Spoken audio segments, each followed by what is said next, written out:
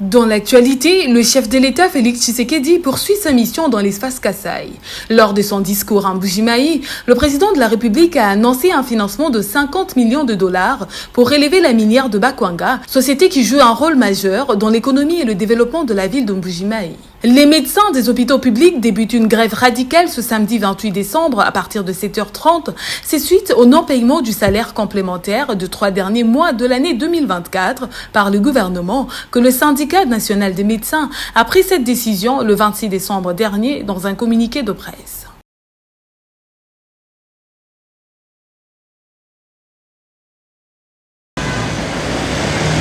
Chaque année en RDC, des milliers de jeunes obtiennent des diplômes et quittent l'université.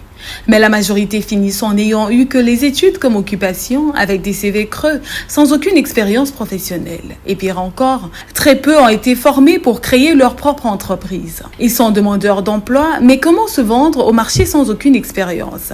Comment mettre en avant ses atouts afin de taper dans l'œil du recruteur? Soucieux de renverser cette tendance, beaucoup des jeunes pensent que l'entrepreneuriat est un domaine très bénéfique qui permet de s'épanouir. On voit le pays est dans le chaos. Les gens ne travaillent plus et on est toujours là et on n'a pas les emplois au moins et dans notre contrée au moins. Même en tant qu'entrepreneur, on peut être PDG d'une entreprise, d'une jeune entreprise et travailler dans un bureau. Donc je pense qu'on devrait un peu ôter cette mentalité de travail valeureux égale bureau. L'entrepreneuriat est un très bon domaine, un domaine qui permet aux jeunes d'être épanouis parce qu'être dépendant de lui-même. Céleste Lukombe, entrepreneur œuvrant dans le secteur agroalimentaire, s'est aussi exprimé en ce terme. Beaucoup de jeunes n'ont pas d'emploi et il devient de plus en plus difficile même de trouver un bon emploi ici au Congo parce que souvent, les places sont limitées. Mais pour toutes les personnes qui n'ont pas tout cela ou n'ont pas eu cette chance, vous allez remarquer qu'il y a beaucoup de personnes qui sont sans emploi. Et par rapport à ça, moi-même, je conseillerais aussi, en tout cas aux jeunes, de pouvoir entreprendre. Faute d'emploi, l'entrepreneuriat gagne du terrain. Pourtant, des jeunes entrepreneurs rencontrent plusieurs difficultés. Céleste Lukombe est revenue sur l'éducation financière tout en donnant un conseil aux jeunes qui veulent se lancer dans ce métier. Mais dans l'entrepreneuriat, lorsque vous vous lancez dans une entreprise, il peut arriver certains mois où vous gagnez beaucoup d'argent. Il peut arriver certains mois où vous gagnez un peu moins d'argent. C'est le risque du métier, si je peux le dire comme ça. Et c'est un des défis auxquels nous faisons face. À part ce défi-là, ici, surtout à Kinshasa, nous faisons face aussi à d'autres défis comme certains entrepreneurs, par exemple, n'ont pas vraiment de soutien. Pour l'éducation financière, je peux commencer en disant que l'entrepreneuriat, vous n'avez pas besoin nécessairement de faire des grandes études pour être entrepreneur. La majorité des grands entrepreneurs, si vous le remarquerez bien, étaient des personnes qui étaient autodidactes. Ça ne demande pas beaucoup d'études, mais la seule chose que ça demande, première des choses, la prise d'action. La création d'emplois pour les jeunes reste un défi majeur que le gouvernement de la RDC devrait relever afin d'éviter que les jeunes embrassent le banditisme urbain, mais également encourager ceux qui se sont déjà lancés dans l'entrepreneuriat.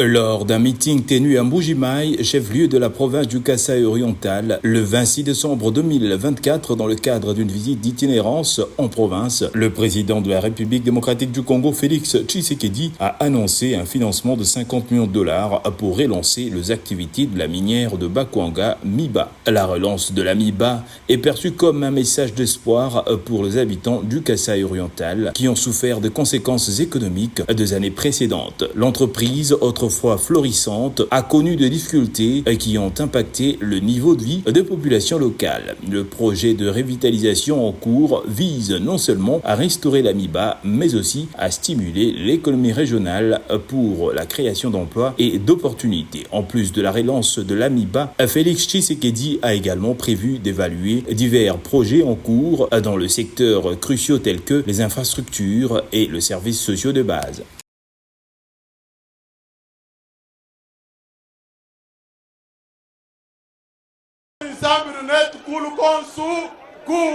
Après la ville de Kananga, c'est en début de soirée que le président Félix-Antoine Tshisekedi, accompagné de la première dame Denise Nyakero Tshisekedi, est arrivé au terrain Bonzola à Mbuji-Mayi, au Kasaï oriental, où une foule en liesse s'était réunie pour suivre son adresse. Lors de son adresse, le jeudi 26 décembre 2024, le président de la République Félix Tshisekedi a abordé plusieurs questions touchant à la vie nationale du pays. Sur le plan sécuritaire, le chef de l'État a noté la montée en puissance de forces armées de la République démocratique du Congo, FARDC, permettant l'anéantissement des différentes positions des ennemis. Dans le même registre sécuritaire, le numéro 1 de Congolais est revenu sur la dernière tripartite de Luanda annulée. Pour lui, Kagame, en refusant de se présenter, savait très bien que cet accord de paix allait mettre fin à ses œuvres de déstabilisation de l'Est de la RDC. Félix Tshisekedi a par ailleurs qualifié de mauvaise foi les critiques des opposants et de prêtres face aux efforts de l'armée.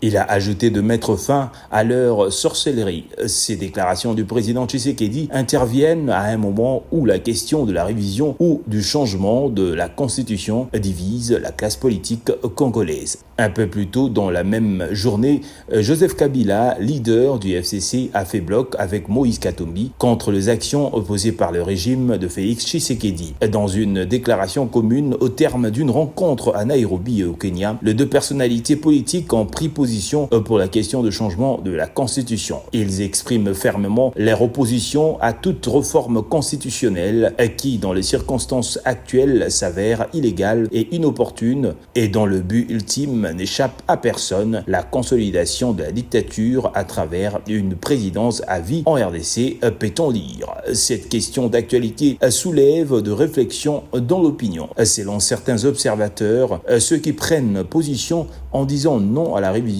ou au changement de la Constitution aujourd'hui ont décelé hier des dispositions inadaptées aux réalités politiques et socio-économiques de la RDC. Pour eux, les dysfonctionnements imprévus par les constituants originaires sont apparus dans la vie des institutions de la République, tant au niveau national qu'est provincial.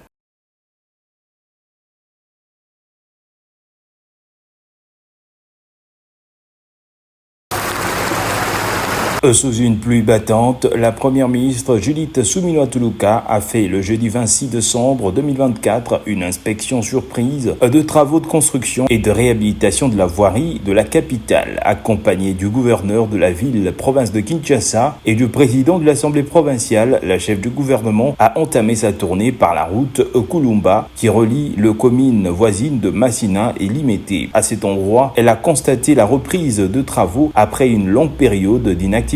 La première ministre s'est ensuite dirigée vers la 15e rue Limete sur la route de poids lourd où elle a inspecté de près le travaux de bétonnage, mais non à Massina Petro-Congo. Évidemment, on a été voir les infrastructures et c'est ça qui pose problème parce que même si on a aujourd'hui des embouteillages, les mamans au niveau du marché Sombazigida se plaignent parce que elles n'ont plus suffisamment de clients, c'est parce que les routes ne sont pas en bon état.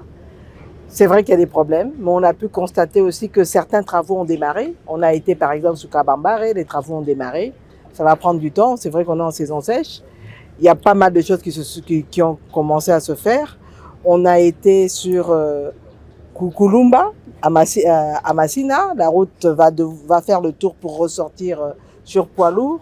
Si on l'a, ça va faire un désengorgement. Poursuivant son périple, Judith Suminwa a visité les communes de Barumbu, Gombe, Kinshasa, Kasavubu et Bandalungwa. Sur Kabombare et Dina, elle a dû marcher sur de flaques d'eau et la boue qui jonchent ses avenues. On a vu aussi quelques problèmes, des problèmes d'assainissement, le fait de devoir faire le drainage au niveau des caniveaux, etc.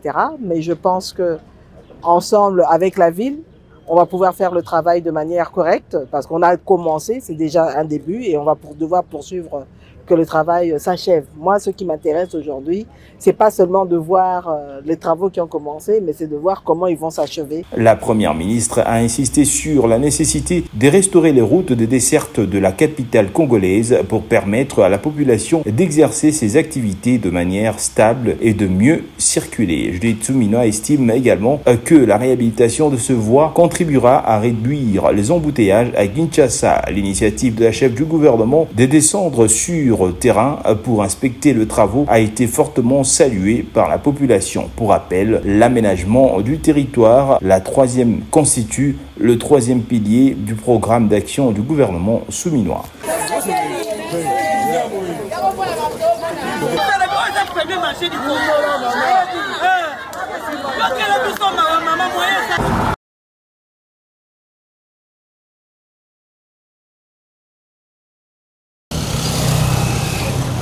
Depuis le 18 décembre 2024, le gouverneur de la ville, Daniel Bumba Lubaki, a déboursé 480 000 $ pour l'assainissement de la ville de Kinshasa, en raison de 20 000 $ de frais de fonctionnement par commune, au fin de lutter contre l'insalubrité, le laxisme et l'immobilisme de certains collaborateurs communaux.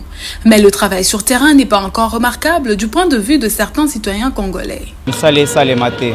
Parce que ce côté les lombu les bêtis na koignon so baritu ya ville à Kinshasa au moins que salité za makasi puisque maintenant tout le monde attend ça monter ba ça termine partout ba foule partout to peut mbongo ba gouvernement so ba lembongo ou bien comment donc ba comme la lundi si samedi dans la semaine comme la deux fois si sikoyo notre moni travail monter na commune à Kasavu ba osala auto moni na commune à Kasavu bakaboli terrain so sa katikati ya bale bat commission ngambo kermesse ngambo batikeli bata football ka niveau boucher eloko moko malonge zo sale mezade donc so basali une partie batiki ezozwa susu temps eloko ebongaka bosali directement po mai ezwa nzela na yango akoleka wana na ngiri. D'autres, par contre, remarquent quand même les travaux qui se font. Concernant notre commune Kasavubu, notre Boukoumé, ça se bat vraiment fort. Il y a des travaux qui se font, surtout les samedis, descend à chaque coin pour surveiller quoi faire comme travaux. Donc ça marche bien.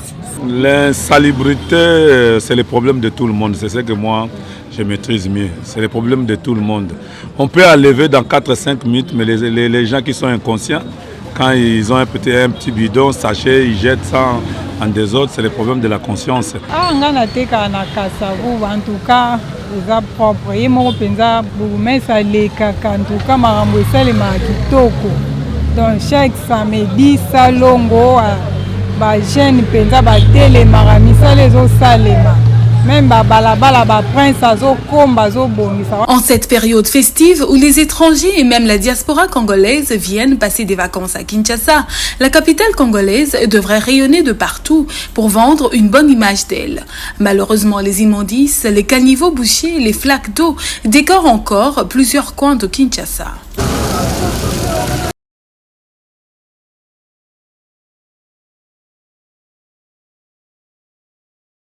Suite au non-respect des engagements de Bibois du 19 octobre dernier par le gouvernement, le syndicat national des médecins, Sinamed, annonce une grève radicale dès ce 28 décembre. C'est dans un communiqué de presse signé le jeudi 26 décembre dernier que les médecins des hôpitaux publics, membres du Sinamed, ont décidé de durcir leur mouvement de grève qui se faisait déjà sous format service minimum. Les médecins y réclament leur paye complémentaire couvrant les mois d'octobre, novembre et décembre 2024. Selon ce communiqué, le gouvernement congolais aurait même induit en erreur le chef de l'État, Félix Tshisekedi, qui a confirmé lors du congrès du 12 décembre dernier le paiement des agents du secteur de la santé. La grève s'étend sur toute l'étendue de la RDC, excepté les provinces sous état de siège, Nord Kivu et Ituri, ainsi que les banques de sang. Par ailleurs, le Sinamed précise que la reprise normale de service est conditionnée par le paiement total de 3 mois de la paye complémentaire et sollicite l'implication personnelle du président de la République pour la concrétisation des engagements pris dans le communiqué conjoint du 19 octobre 2024 à Bibois.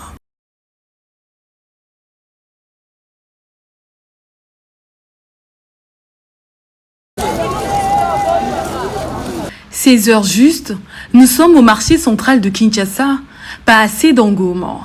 Quelques parents envahissent le marché pour acheter les articles pour leurs enfants. D'autres se pressent aux étalages de décoration et de jouets. Interrogés au sujet de la mévente, certains n'ont pas manqué à exprimer leurs regrets face à l'absence des clients. lelo le 24 musala nazosala ifale bato batondela ngai yao basomba biloko ya kolamba lobi ya feti oteke eza te depuis tovandi na ntaba moko na mesa biloko evandi ezotekama te parce que chemise a bouillé lelo le 24 bokotola na mesa tala biloko talaka yo moko biloko eloko ezolakisa kaka te eloko esa te tozokomprendre te bazofuta bato nde bafuti bango te mpo ntango bazofuta bato nde bakotelaka biso grâce ezali par rapport a nde tosalaka vente na sikoyo vente eza ndenge totekaka te na mwa moment oyo nde toza leo le 24 nazalaka ta neloko te na mesa na préféré na silisi yango nyonso esili nake nasomi sikoyo marchandise mosusu na bandi sikoyo koteka marchandise mosusu mais pour le moment en tout cas esimba te. Pour d'autres, la vente se porte bien malgré l'engouement qui reste au moins remarqué.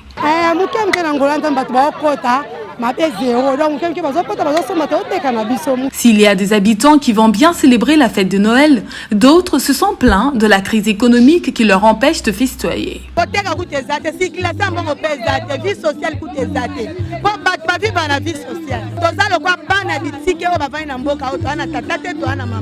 Depuis plusieurs années, la célébration de la naissance de Jésus-Christ est bien plus qu'une fête chrétienne. C'est une occasion de décorer nos maisons, de s'arrêter un instant et de rendre grâce pour l'amour, l'espoir et la joie. Sur Kinshasa, le constat reste mitigé pour la Noël et le Nouvel An.